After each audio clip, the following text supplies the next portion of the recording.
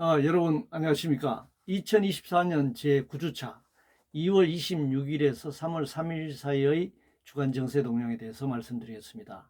먼저 정치 분야입니다.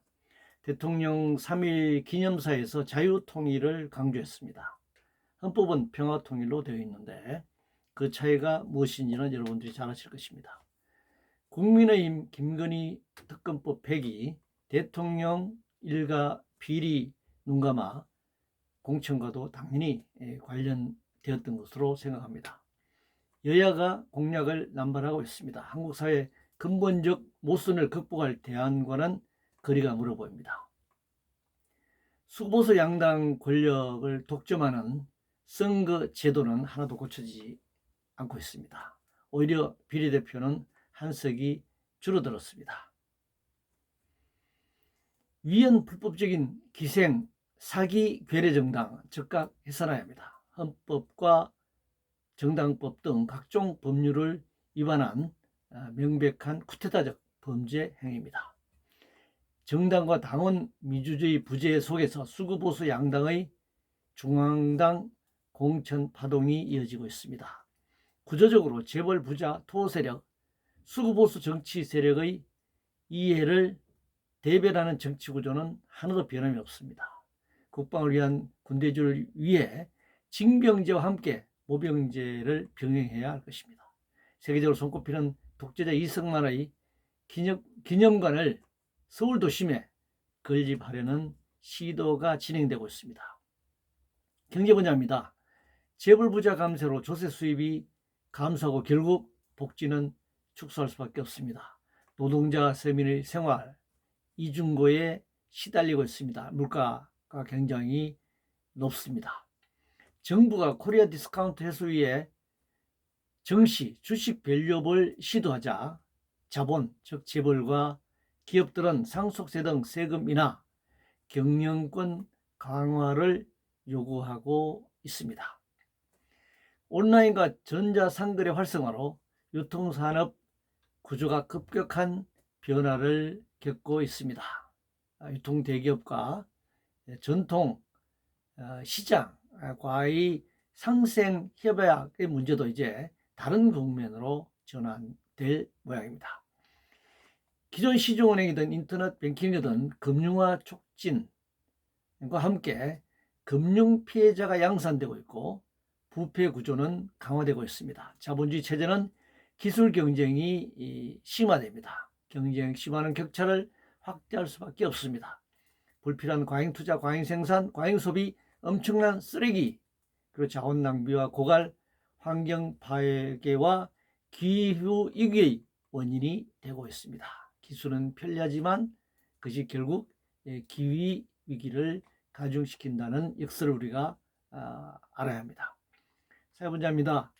조세재정 파탄과 복지후퇴, 선별적 복지로 인한 구조적인 문제, 그리고 재난의 국가 책임의 부재, 이것이 반복되고 있습니다.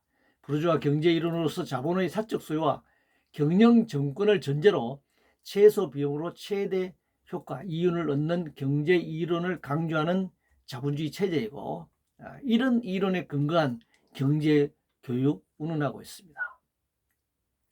국가가 국민의 주택을 책임지는 주택 정책은 전혀 고려되지 않고 있습니다. 여야 어떤 정당도 어떤 정치인도 이런 문제를 얘기하지 않고 있습니다. 공공의료 정책 부재 속에서 의대 정원을 놓고 벌이는 정부와 의료의 대립이 심화되고 있습니다. 공공의료 보험과 민간 사보험의 대립 구조도 저변에 깔려 있습니다. 공공언론을 놓고 벌이는 수구보수 권력의 쟁탈전이 가관입니다. 공공방송, 공공언론의 중립성, 정치권으로서의 독립성이 굉장히 필요한 시점입니다. 저출산 문제 해결할 근본적 대책 없이 인구 소멸만 걱정한다고 문제가 해결되지 않습니다. 노동 분야입니다. 외국인 가사도우미, 최저임금 차등 적용 시도는 헌법과 근로기준법을 명백하게 위반하는 것입니다. 국제적 보편 기준에도 맞지 않습니다.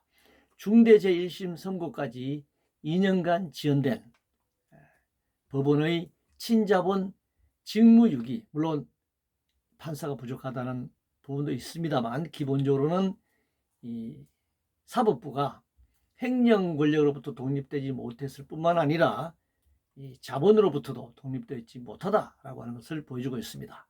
대기업 고용 일자리 비중이 선진국 중 최하위라고 합니다. 재벌들은 위기에 처하면 일자리 창출을 운운하고 있습니다만 사실 그 반대로 가고 있습니다. 아웃소싱 등으로 임금 착취 구조가 강화되고 있습니다. 생태환경 문제입니다. 그린벨트와 절대농지 해지하면 녹색이 축소하고 적색과 흑색이 늘어나 기후위기를 가속화시킬 뿐입니다. 탄소제로 중립정책의 대안이 핵진흥 정책을 통한 원전 수출과 원전 확대는 아닙니다. 자본주의 생산과 소비 구조를 바꿔야 합니다. 수도권 도시는 포화 상태입니다. 생태적으로 직장, 주택, 그리고 이 여가를 선용하는 직주락으로 표현되는 이런 복합도시는 현재로서는 가능해 보이지 않습니다. 국제 분야입니다. 러우 전쟁 과정에서 남북이 각각 무기를 간접적으로든 직접적으로 공급하면서 러시아와 북한, 우크라이나와 한미 간의 전쟁이 실제적으로 진행되고 있습니다. 이는 신냉전 질서가 강화되는 결과를 초래할 것입니다. 재래식 전쟁이 장기화되면서 핵전쟁의 위험성이 꿈틀거리고 있습니다. 비핵국가들 역시 비대칭 재래식 무기를 넘어 핵무기 개발을 추구하게 될 것입니다. 이것은 인류의 재앙을 가져올 것입니다. 이상으로 2024년 제9주차 주간 정세 동향 요약 브리핑했습니다.